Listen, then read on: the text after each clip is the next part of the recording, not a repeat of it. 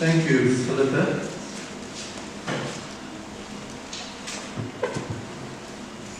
Folks, I'm sure, and I'm going to ask this anyway, many of you may be familiar with the verse in Revelation. Revelation 3 and verse 20. Perhaps you don't recall it immediately, but it goes something like this. Behold, I stand at the door and knock. Does that now make you remember? Right? And many have interpreted this verse as an evangelical call to repentance to the unbeliever. Correct? Yes?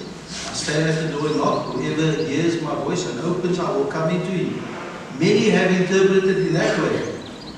But in the real and the true context of that particular verse, the writer or the verse speaks to the church at Laodicea. Now we know the story about the church at Laodicea. You're either hot or you're cold, right? We know that. But the verse is specifically for those within the church who have become complacent, who have become lukewarm. That is the real context of the verse. So as much as what we can use it as an evangelical tool to unbelievers and say, Jesus is standing at your heart's door and knocking, and if you will open, he will come in. Right? And there's nothing wrong with that. But the true context is, it is aimed at the church of Laodicea, who has become lukewarm. You're neither hot, neither are you cold. And in fact, Jesus said, I will spit you out of my mouth because you are distasteful. The original says, I will vomit you out. So, Hebrews chapter 5 and the passage that was read to us is similar to that. That a lot have been, or it's been interpreted as a means of boosting the weak believer. It is also interpreted as addressing those who have backslidden. But it really isn't about that. So what is it all about? And just bear with me as we go through this. The heading for my sermon this morning, and Alan asked, what's the title? The question is very much this, and this is a question you need to ask yourself. Where am I spiritually at? Where are you and I spiritually at?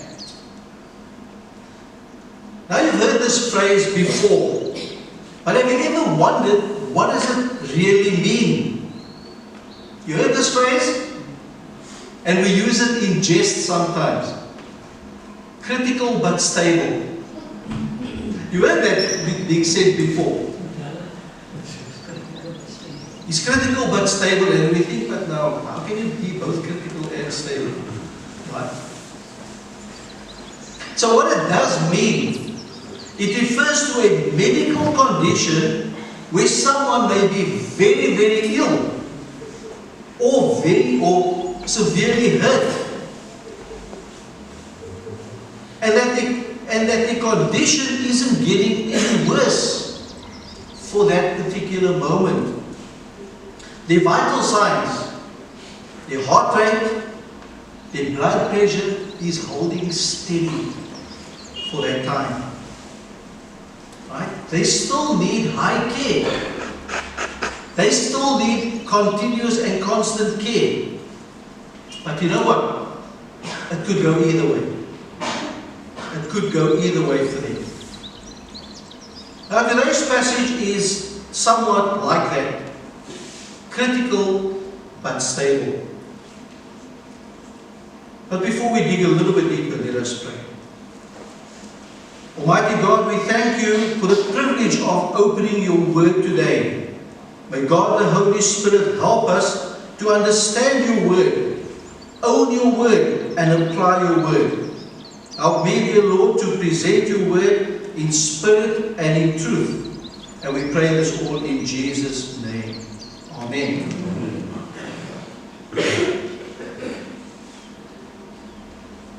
Now you would have noticed and heard from our various notices this morning, especially the ones about the Bible study groups that we have, and you've got the whole list. And I do encourage you that if you are not yet part of a Bible study group, please join. It is vitally important for you.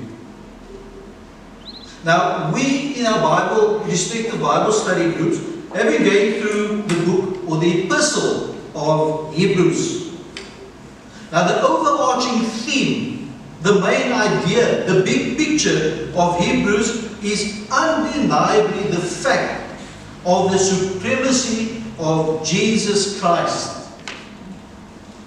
Christ is superior to the angels. He is superior to the prophets. He is superior to Moses, to Joshua, to Aaron. He is superior to the sacrifices. He is superior to the Levitical priesthood. Christ is superior to everything. Now, I mentioned the epistle, or some say the book of Hebrews. And all it means is the epistle is just a formal instructional letter. The writer of Hebrews is not known. It's not very clear who the writer is. Scholars have surmised that it's different people, but when they look at the writing, the style of writing, they can't really pin it down to any particular person. It was written to a community of Hebrews. Though these Hebrews were primarily converts to Christ, not all of them, there were probably a number of unbelievers in their midst. Similarly to church, it would be naive of us to assume that everyone who is here in church this morning and in various churches all over, that everyone are Christians. That would be naive to think that. So no different to the people that the writer of the Hebrews is writing to. Yes, they were Jewish Christians, but they were also unbelievers. But these unbelievers were attracted to the message of salvation, but who had not yet made a full commitment.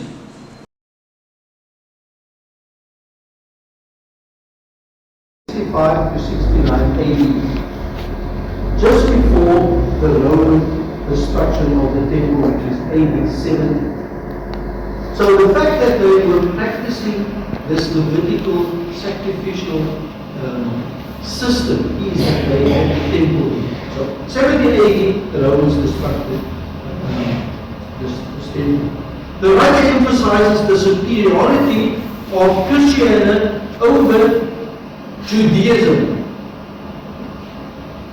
and the superiority of Christ once and for all sacrifice over the imperfect Levitical sacrifice observed in the temple. So what is he saying? He's saying Christ is superior.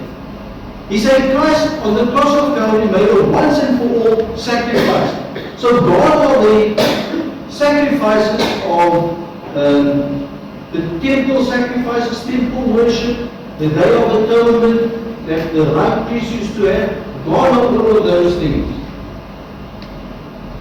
Now, who are the people and the groups that this epistle addresses? This epistle addresses three distinct groups of Jews. Firstly, it addresses the believers. Secondly, it addresses the unbelievers who were intellectually convinced of the gospel. And thirdly, unbelievers who were attracted, as I mentioned before, by the gospel. And they were attracted by the person of Jesus Christ. but who have reached no final conviction about Jesus Christ. They have not submitted completely to the authority of Jesus Christ. They are still unsaved. Now this morning we are going to consider the two latter groups. Unbelievers who were intellectually convinced of the gospel, and the unbelievers who were attracted by the gospel and the person of Jesus Christ. May I say that within our churches and within society we still have these three groups. We still have the believers, we still have those who have the head knowledge, and we still have those who are curious about Jesus Christ. They are attracted to the gospel of Jesus Christ. Again, please keep your Bibles open at Hebrews 5 and I'm going to read from verse 10 as well. So in verse 10 of Hebrews chapter 5,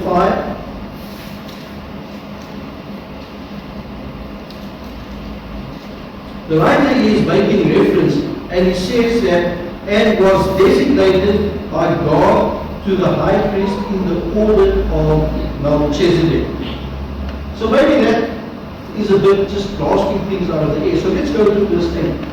Although he was a son and learned obedience from what he suffered, and once made perfect, he became the source of eternal salvation for all who obey him. This is talking about Jesus Christ. And he was designated by God to be high priest in the order of Melchizedek. So if you're in the Bible study groups and you hear the word Melchizedek, you would have some idea what we are talking about this morning. The writer, after teaching about the supremacy of Christ, as was stated earlier, wanted to show the supremacy of Christ over Melchizedek, a high priest. And these Jews who have not yet repented, they fully understood the function of the high priest, because they were still engaging in temple sacrifices and worship. So if you follow the passage of 5:10 through, and prior to that, the teaching of the supremacy of Christ, the teaching of and identifying the roles and the functions of the high priest, here we see a sudden change, a sudden turn in the writer's approach.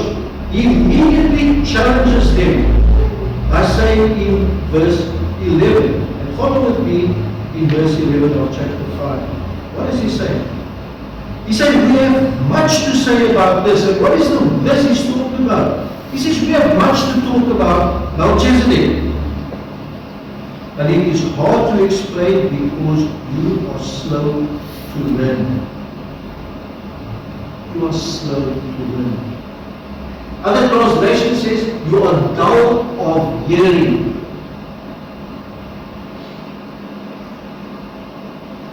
So how can I explain to you, talking to the Jews at the time, about Melchizedek and the supremacy of Christ over Melchizedek, when you just come up, you have become disinterested. You have become slow of learning. In fact, in verse 12, it says, in fact, though by this time you want to be teachers, you need someone to teach you the elementary truths of God's word all over again. You need milk, not solid food. Now in the New Testament, Paul addresses this issue to those Christians. He says, you need to move away from milk. You need to have solid food. You need to grow in your faith. This is not the case here. He's saying, oh, these Jews, you've been exposed to the gospel. You should by all accounts be teachers. but you need to go back to milk. You need to go back to the elementary truths of God's word all over again. You need milk, not solid food. Here, as I said, he's speaking to the unbelievers who have been exposed to the teaching of Jesus Christ's supremacy. They have heard God's word, and with the amount of knowledge and teaching they were exposed to, instead of progressing it into the Christian life, instead of surrendering to the authority of Christ, instead of becoming saved, they have become spiritually sluggish and mentally lazy. Verse 11. So let me take a side over here. Perhaps you have been exposed to the truth of the gospel of Jesus Christ. You have so much head knowledge of the scriptures.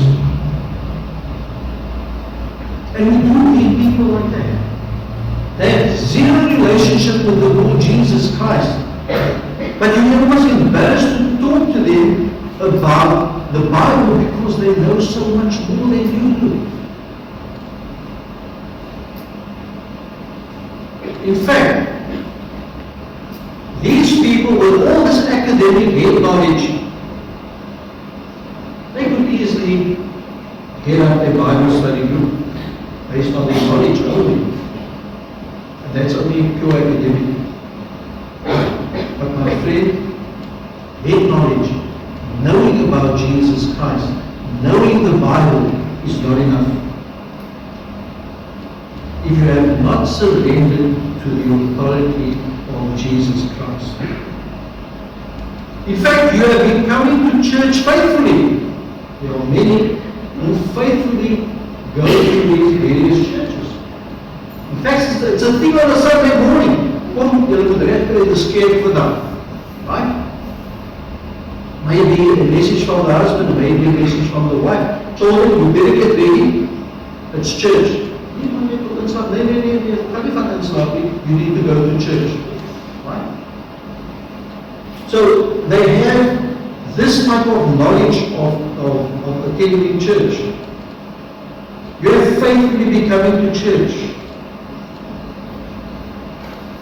My dear friends, if this is you this morning that have faithfully been coming to church and all you have is head knowledge because you absorb, you take in what is being said, but you have not surrendered your life to the Lord Jesus Christ, you are in a very dangerous position. Critical, unstable.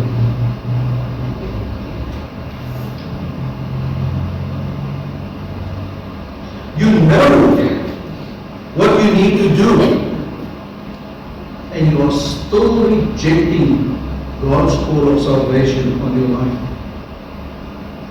You are still hardening your heart to the prompting of the Holy Spirit. Verse 13 tells us, anyone who lives on milk, being still an infant, is not acquainted with the teaching about righteousness.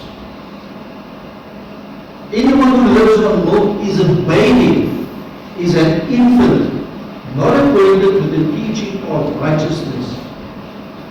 The writer is speaking about the Jew holding on to Judaism, the unsaved Jew still holding on to Judaism. The writer invites those Jews who are intellectually convinced and convicted that Christianity is true and to take that step and come to Christ. He's inviting them. Today, if you hear my voice, says the writer to the Hebrews, do not harden your heart. Folks, as I mentioned, you may have been coming to church faithfully. In fact, dare say, you're becoming more faithful into church than the Christian, and what an indictment it is to the Christian. So you have all this knowledge of Jesus Christ, but you still have not surrendered your life to Christ.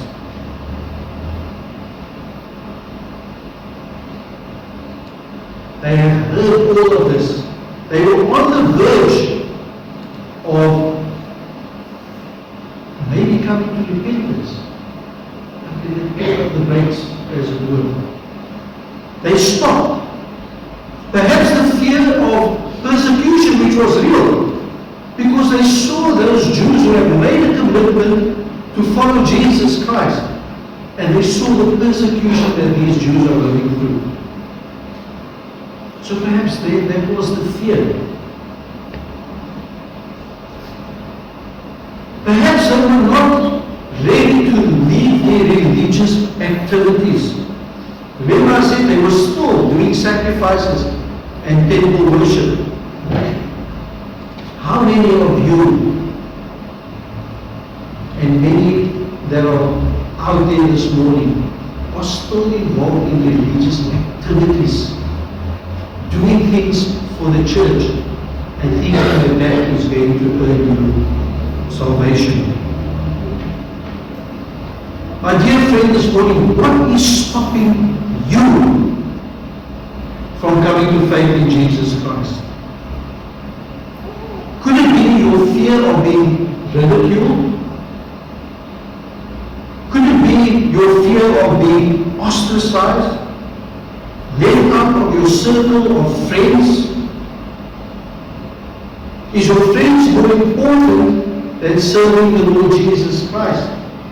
Is your position in the community more important than serving and worshiping the Lord Jesus Christ?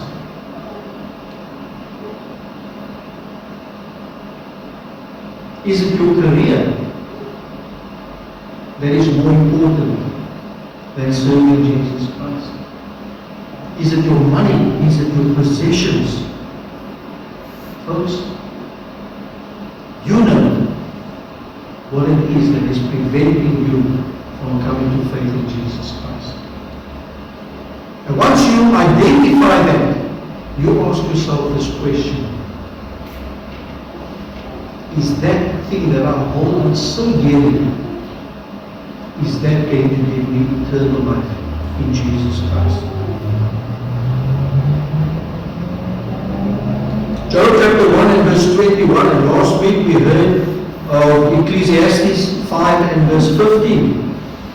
And what do those two passages have in common?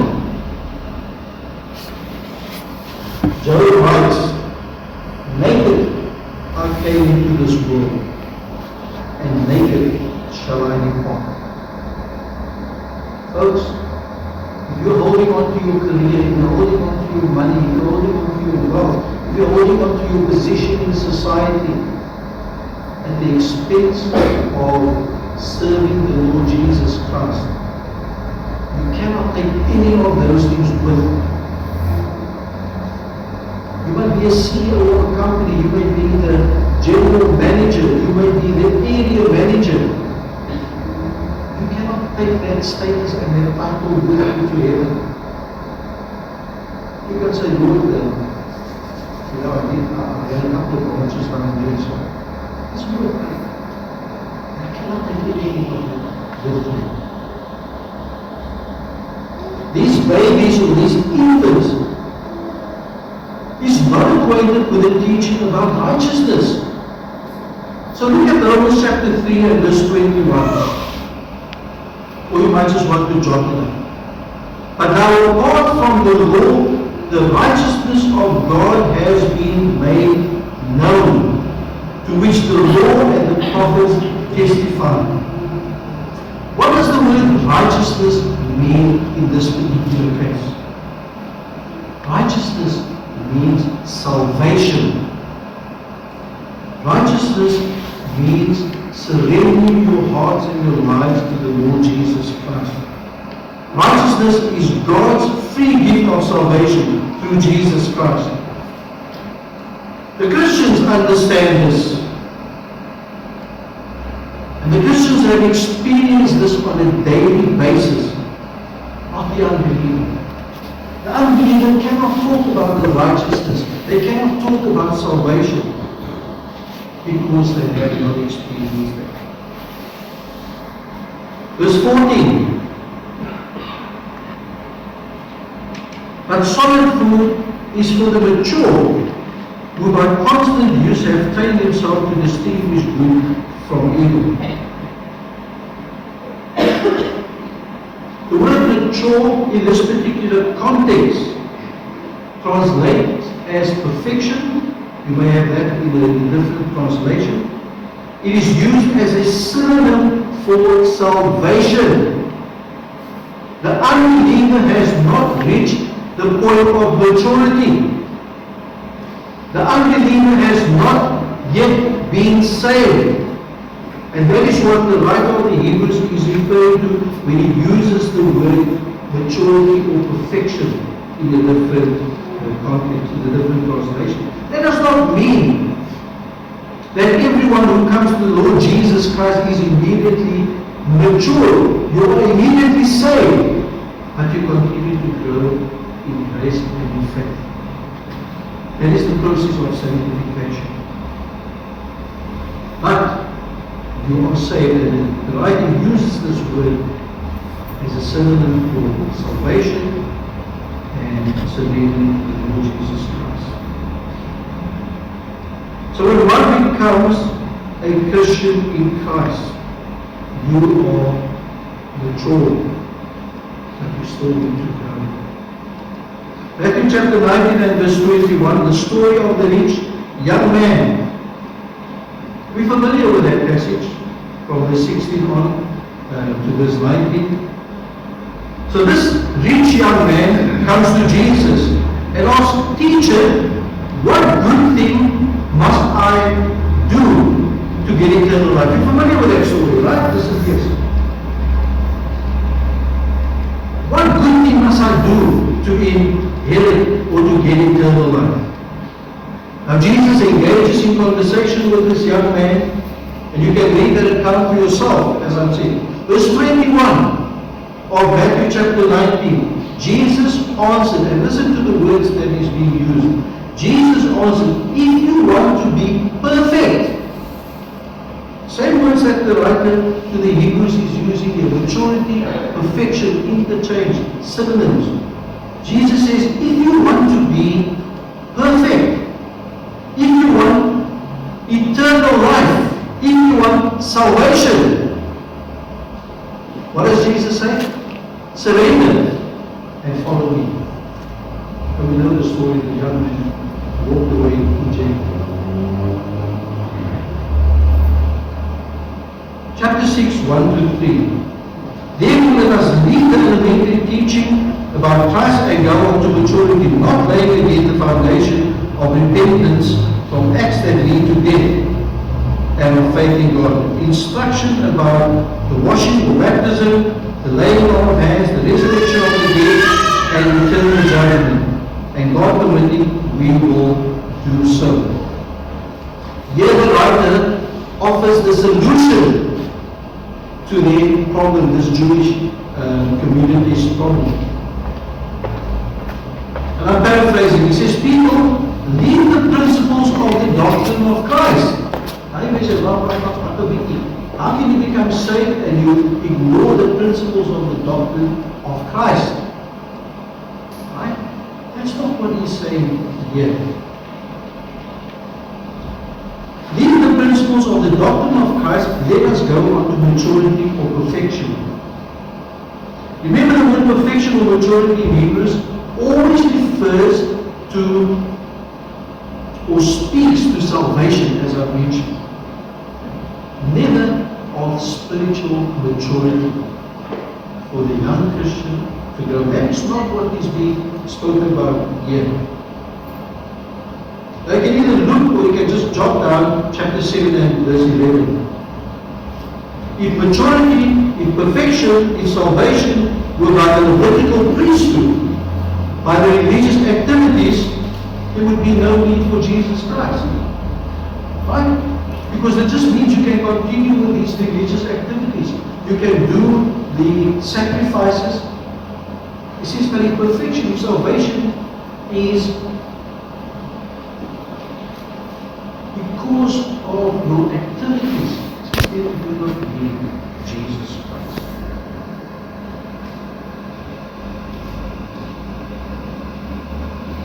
Chapter 7 and verse 19. For the law made nothing perfect. Following the law did not bring about salvation. People, if you think that what you are doing and reading your Bible, which is great, and it's a great encouragement for Christians to do that, but the unbeliever, if you are involved in various religious activities, my dear friend, you are just like the Jews that hold on to the law for salvation. Chapter 7 and verse 19 of Hebrews says, for the law made nothing perfect. The law cannot save you.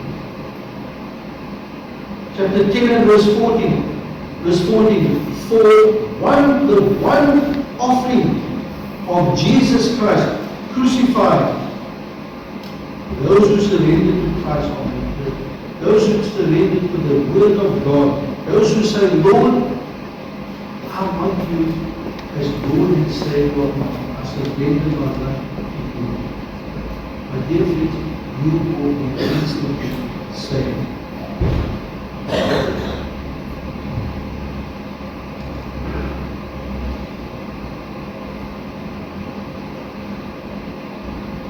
Once again, the leaders, the Jewish, the unsaved Jewish, are encouraged to come to faith in Jesus Christ. They are encouraged to be saved. Now that you have been exposed to the superiority of Christ over the law and over the Jewish system, the supremacy of Jesus Christ over the angels, the prophets, Moses, Joshua, and all those that I mentioned, take that step. He's saying now, take that step. You've got all this knowledge, all this exposure. So why are you not coming to faith in Jesus Christ? What about you, my friends, sitting here this morning? You have heard the gospel of salvation preached over and over again. You have been exposed to the Word of God. You have acquired intellectual knowledge. In fact, you may even deliver a better sermon than what I'm doing or that many others are doing. The question is, have you surrendered your life to the Lord Jesus Christ?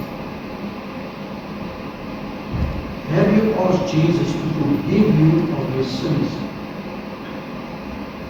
and to take up residence in your heart?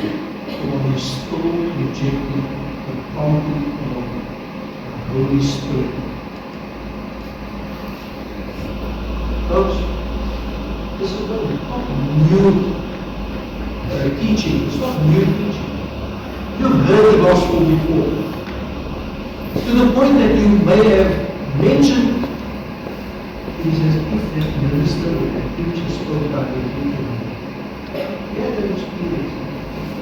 You feel that God, the Holy Spirit, is speaking to you. But you still will not receive and accept the word of God.